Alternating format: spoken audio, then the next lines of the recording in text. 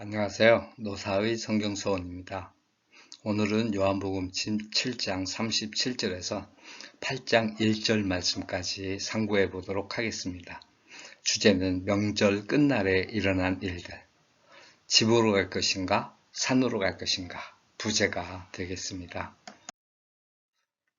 먼저 37절에 39절 내게로 와서 마시라. 초막절 끝날입니다.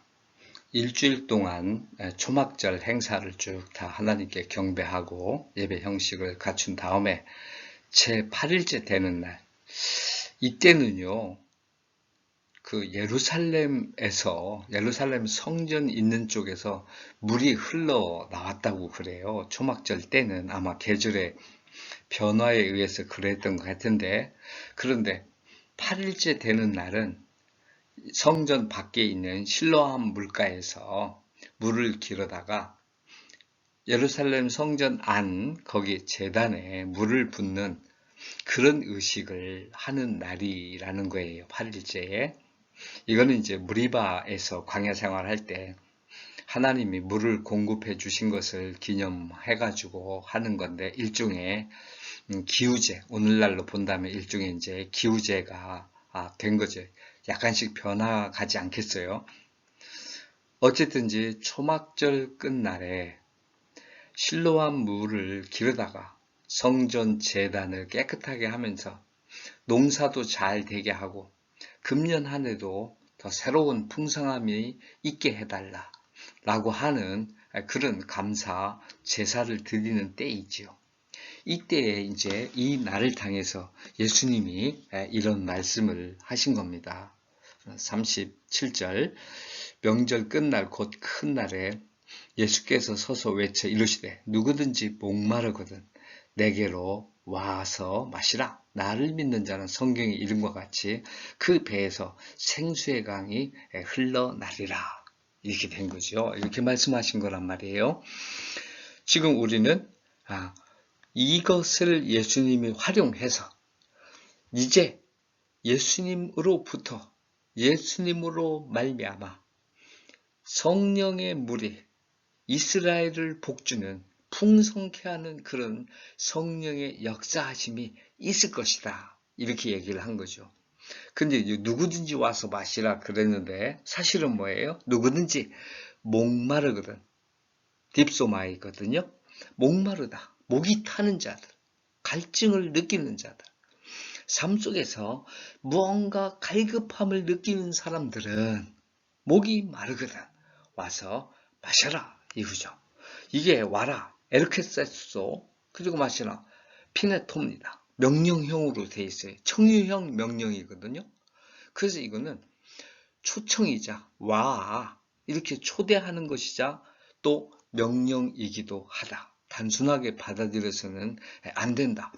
마시려면 마시고 말라면 말아라. 그렇지 않아요. 예수님의 초대가 활짝 열렸기 때문에 가는 자는 목말라서 찾아가는 자는 반드시 마음껏 마셔야 합니다. 얼마든지 성령이 고파지지 않으니까 말이 그렇지 배에서 그 생수의 강이 흘러나온다 했는데 배에서 무슨 생수의 강이 흘러나옵니까? 은유적인 메타포잖아요. 그럼 뭐예요? 중요한 건 생수의 강이 콸콸 흘러나온다. 결코 마르지 않는다. 그 말 아니겠습니까?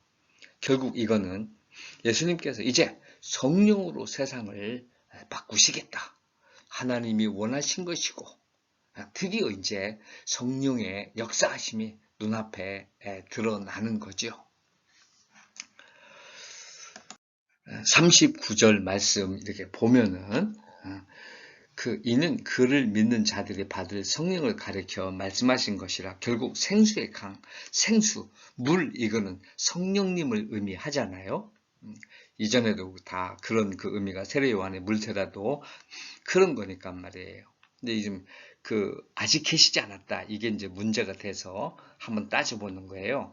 우포가르 엔 푸뉴마 호티 예수스 우데포 에독사스세 이렇게 돼 있거든. 우포는 아직 아니다 이 말이에요. 성령이 아직은 있다 계시다 이건데 계시지 않았다. 호티. 왜냐하면 예수님이 우대포 그때까지 독사죠. 영광을 받다는 수동태거든요.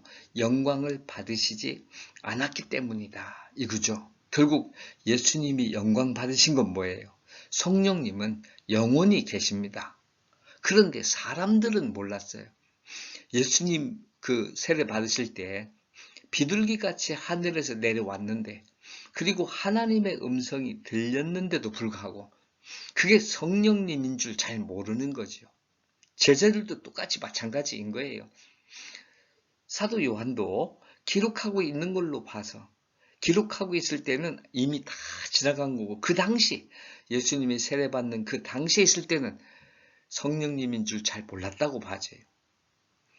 여기 부활하신 그리스도를 본 후 성령의 역사하심과 능력을 알게 되었다고 보여지거든요. 그러니까 아직 안 계셨다. 이거는 인간적으로 성령님을 알 수도 없고 깨우쳐 주지 않는 한, 성령님이 자신을 드러내지 않는 한 안 되잖아요. 그러니까 영어는 매니페스트가 많아요. 번역이. 자기를 드러내다 이거야. 아직 드러내지 않으셨더라. 이 표현이 그렇게 된 거죠. 인간들이 알게끔까지 되지 못했다. 이렇게 된 거예요. 그래서 이제 예수님이 부활하시니까 제자들이 완전 실망과 절망, 낙담, 희망이 없잖아요. 예수님 하나 믿었는데, 모든 걸 다 걸었는데. 그런데 그 예수님이 부활하시고 갈릴리에서 다시 반찬도 먹고 조반을 먹고 말이죠. 생선도 먹고. 그리고 40일 동안 그들과 이것저것 모습으로 만나시고 자기를 증명해 주셨단 말이에요. 아, 이것이 성령님의 역사구나. 시간이 갈수록 예수님 안 계신데 제자들이 온갖 고난과 어려움을 이길 수 있었던 건 특별히 성령님이 힘을 주셨기 때문이 아니겠습니까? 그러니까 요한복음을 기록할 때쯤 돼서는 이런 것들이 다 자신 있게 얘기할 수 있게 된 거지요. 지금 우리가 기억할 게 유대인들이 예수님을 몰라요. 내가 하나님이고 나를 드러냈다. 이 상황은 제자들도 모르는 거잖아요. 그래서 여기 있는 것은 성령님이 아직 계시지 않았다 그러니까 없으셨다가 나타나신 건가? 그게 아니고 드러나게 우리가 알게끔 되었다 이게. 그때까지는 몰랐다 이런 얘기죠. 그러니까 사람이 다 성령님을 인정하고 깨닫게 되었을 때까지는 성령님이 그러기 전까지 표현을 성령님이 아직 계시지 않았다. 이렇게 표현한 거다라고 보면 되겠습니까? 어떻게 예수님이 계신데 성령님이 안 계십니까? 갈릴리와 베들레헴이다. 이 사람들은 지금 싸우는 거예요. 아니, 갈릴리에서 뭐 선한 게 나와? 그리스도는 베들레헴에서 나온다고 하지 않았어? 이렇게 지명 가지고 얘기하는 거예요. 우리에게는 뭐예요? 믿는 자들에게는 다 필요한 것이죠. 베들레헴은 약속대로 나중에 나오겠지만 여기 그 언약대로 베들레헴에서 나셨고 갈릴리에서 복음을 전한 다 언약대로. 네, 그렇게 된 거예요. 그래서 우리는 갈릴리와 베들레헴이 우리에게 다 필요한 것입니다. 그런데 지금 예수님이 이렇게 쭉 말씀을 하시고 말씀을 마치셨어요. 그랬더니 사람들이 거기에 모여 있다가 그리고 대제사장들이 사람들을 보냈잖아요. 잡아오라고 예수님을. 그 모여 있단 말이에요. 그 안에도 지금 기존의 예수님을 잡으려고 하는 사람들도 그 무리 안에 있을 거고요. 이들이 얘기하면서 이들 중에 믿는 무리가 생겨서 이분이 바로 그 선지자다. 누가 그 선지자가 오더라도 이분보다 더 기적을 행할 수가 있겠느냐. 이거는 제가 생각할 때는 긴가민가한 사람들의 입을 통해서 예수님이 선지자임을 증명하고 있다. 저는 이렇게 보여지는 거예요. 그래서 우리가 또는 어떤 사람들이 자기가 말이죠. 자기도 모르게 예수님이 그리스도임을 보여주는 사람들이 많아요. 주변에서 이렇게 볼 때 말이죠. 제가 어떤 주일학교 꼬마 녀석이었는데, 뭡니까? 예수님의 이적에 대해서 이렇게 저렇게 질문을 했는데, 그 친구가 앉아있다가 간단한 답이에요. 그냥 예수님은 하나님이니까, 예수님이 예수님이니까 하실 수 있는 일이야. 이렇게 얘기를 하도록. 걔는 아무 생각 없이 했는데 내가 갖고 있는 많은 궁금증 중에 하나가 그 어린 학생의 입을 통해서 해결됐어요. 저에게 그런 게 많이 그런 일들이 굉장히 많이 깨달아졌거든요. 그 녀석이 그렇게 말하던 표정이나 이런 게 지금 오래됐는데 한 20년 이상 된 것 같아, 30년도 더 된 것 같은데 그런데 말이죠. 그 녀석의 표정이 생각나면서 늘 제가 이거는 예수님이니까 저에게 어려운 일이 생겼을 때 또는 해결이 됐을 때 이럴 때 이건 예수님이니까 된다. 그거를 제가 배우고 있는 거예요. 이 사람들도 제가 보니까 아니 이 사람들이 보면서 잘 모르는데도 그리스도는 선지자네 이렇게 얘기한 걸로 볼 때 제가 얼마든지 이 사람들의 말을 믿을 수가 있는 거예요. 그리고 이거는 예수님을 부인하는 자들에 대한 조롱이자 경고죠. 이 사람들도 지금 잘 모르면서도 선지자라고 그리스도라고 증언을 하는데 이미 증언할 수 없는 증거들이 많은데도 불구하고 증거를 해? 이런 게 되는 거죠. 특히 지혜 있다고, 잘났다고 생각하는 사람들, 그러면서 예수님을 영접하지 않는 자들은 다 이 말씀에 의해서 조롱이자 경고를 받는 거지. 지금 우리는 갈릴레와 베들레헴 어느 곳에 있든지 우리 그리스도는 제사장이자 희생 제물이십니다. 베들레헴에서 결국 감람산에서 붙잡히시고 거기서 돌아가셔야 되는 거 아니겠어요? 지금은 당당하게 제사장으로 선포를 하시지만 영원한 대속을 위해서 세상 죄를 짊어지셔야 하는 희생 제물이신 거죠. 우리는 갈릴레와 베들레헴 모두 다 필요한 겁니다. 언약대로 베들레헴에서 나셨고 갈릴리에서 복음을 전하셨습니다. 이들이 말이죠. 논쟁을 한단 말이에요. 자기들끼리. 그러나 우리가 볼 때, 제가 볼 때 진리가 인간의 논의로 결정될 수 없습니다. 쓸데없는 우스꽝스러운 일들을 하고 있는 거죠. 자기들이 어떻게 한다고 해서 그리스도가 그리스도 되고 안 되고 하는 겁니까? 결코 인간이 갖고 있는 모든 인류의 역사와 유산, 그 뛰어난 잘남, 그 모든 것들을 다 넘어선 곳에 그리스도는 계십니다. 관습의 메인 세상 이렇게 살펴보겠습니다. 마지막 날에 일어난 일들인데 우리가 지금 생각해 보는 거예요. 관습의 메인 세상은 또 어떤 모습인가? 대제사장의 모습입니다. 자기 아랫사람들을 번역이 그전에는 하인들이라고 했는데 개정개혁에서는 아랫사람들이라고 했어요. 우리는요. 아랫사람, 윗사람을 계급의식으로 보지 말자고요. 이거는 역할이라고 저는 생각을 해요. 그래서 하는 역할이 다른 거죠. 개와 고양이, 호랑이 다 하는 일이 달라요. 물론 호랑이가 힘이 있으니까 개나 고양이를 눈에 보이면 잡아먹을 수 있겠지요. 그러나 이게 자기네가 위대해서가 아니라 힘이 있는 자가 그냥 힘을 행사한 거지요. 어쨌든지 누가 더 뛰어나고 질서가 잡히고 이러지는 않는단 말이에요. 그 동물의 세계에서는 말이죠. 우리는 그냥 자기가 하는 역할의 차이에 의해서 다른 거예요. 그런 것은 서로 인정하는 게 중요하잖아요. 정해진 게 하나님이 하신 게 많이 있어요. 많이 아니라 하나님이 다 하신 것들이니까요. 중요한 것은 대제사장은 하늘나라에 가고 아랫사람은 하늘나라에 못 가는 게 아니잖아요. 대제사장은 하나님의 말씀을 알고 아랫사람은 하나님의 말씀을 모르는 게 아니잖아요. 대제사장은 하나님을 섬길 수 있고 아랫사람은 하나님을 섬기는 게 아니잖아요. 오직 동물의 세계는 힘만을 얘기할 뿐이지 하나님을 섬기는 것과는 관계가 없잖아요. 인간의 세계는 우리에게는 하나님의 지혜, 다스리심 이런 것들에 대한 깨달음이 있단 말이에요. 하나님이 계신단 말이에요. 그래서 이 부분에 대해서 내 직업은 이거고 뭐고 우리 그렇게 하지 않았으면 해요.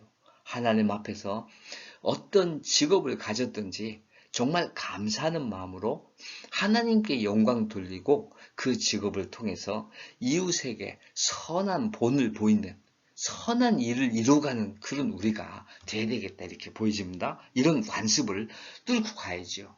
대제사장 왜 잡아오지 않았나? 예수님을 잡을 걸로 착각하잖아요. 그리고 율법을 모르는 자는 저주 아래 있다. 이게 지금 율법을 모르는 자가 분사구문 구조예요.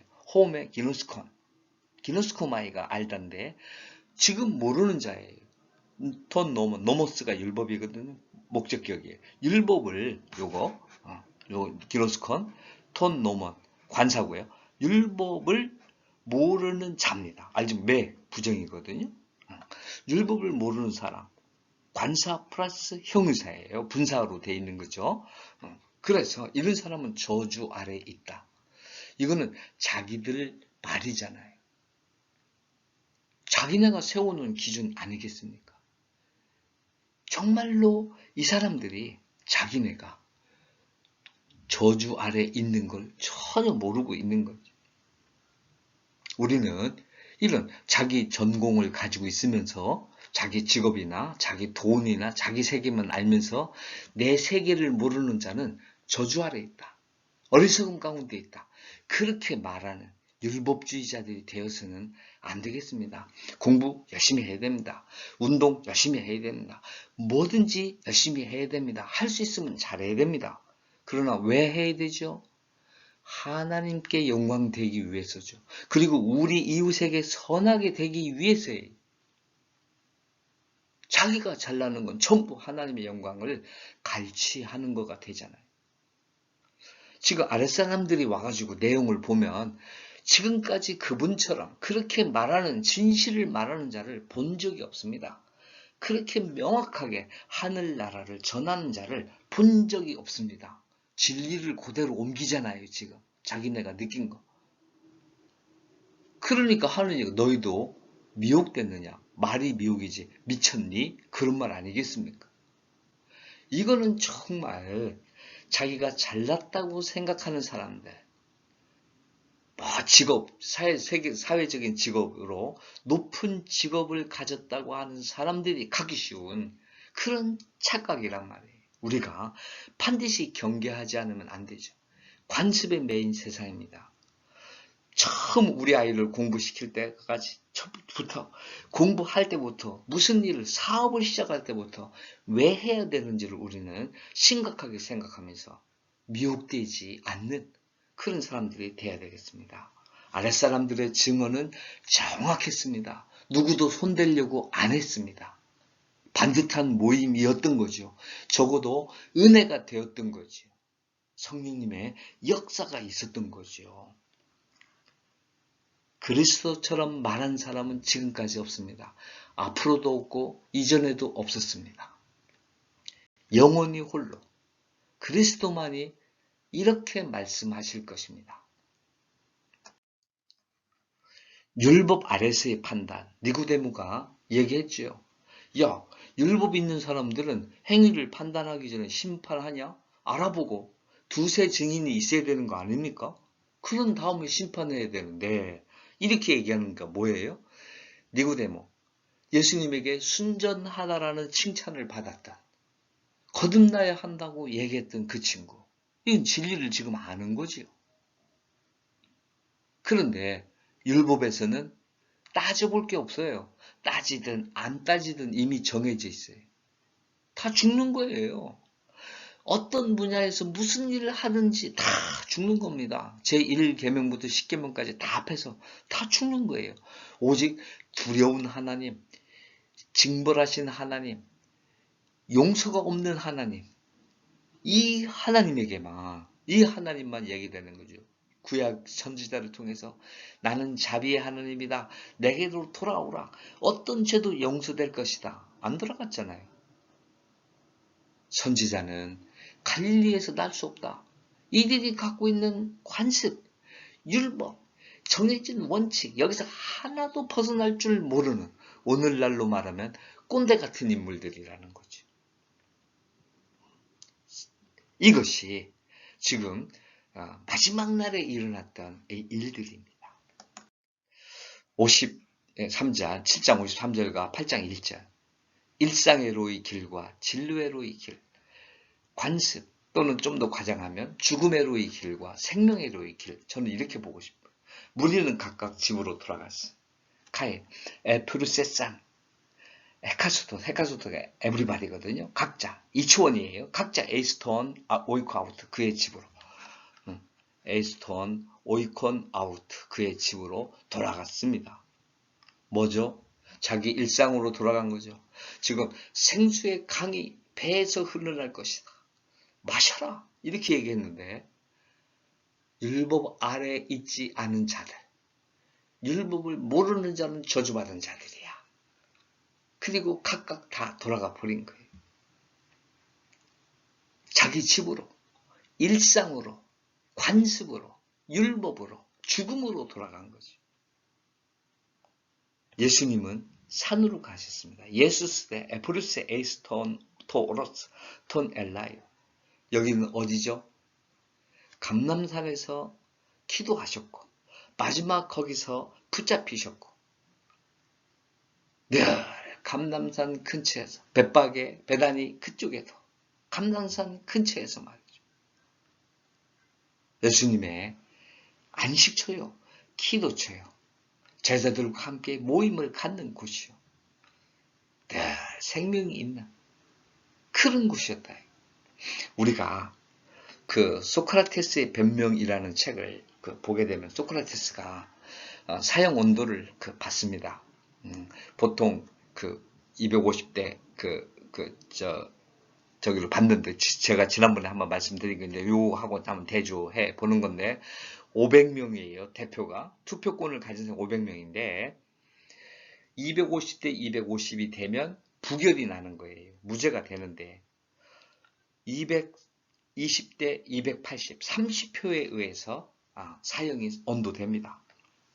그리고 이제 소크라테스가 사형을 언도받는 사람은 마지막 변명을 하게 돼 있어요. 그 마지막 변명의 자리에서 이렇게 말을 합니다. 마지막 끝무리에서 말이죠. 이제 나는 감옥으로 돌아갑니다. 죽으러 가는 거죠. 그리고 여러분은 가정으로 돌아갑니다. 그런데 누가 더 행복할런지는 알 수가 없습니다. 그런 얘기를 하거든요. 지금 예수님은 산으로 가서 기도했다. 제가 보기에는 곧 획기적인 일이 일어날 예고편, 이렇게 초막절에 있었던 3번의 설교 다 마치시고 자기들끼리 논쟁까지 다 격렬한 논쟁을 하고 말이죠. 그리고서 그 사람들은 각자 집으로 가고 예수님은 산으로 간다. 우리 역시 산으로 가야 한다. 이게 우리가 가야 할 곳이다. 우리 집으로 간다면 거기가 기도처가 돼야 한다. 늘 일상으로 돌아가는 게 아니고 새로운 삶의 모습으로 돌아가는 집이어야 한다. 그것은 요한복음 8장에 간음한 여인을 용서하는 예수님의 한 목회자의 모습, 선생님으로서의 참모습이 드러나는 거죠. 우리에게도 이런 일이, 우리가 돌아가는 곳에 이런 일이 일어나야 한다. 그렇게 믿습니다. 수고 많으셨습니다.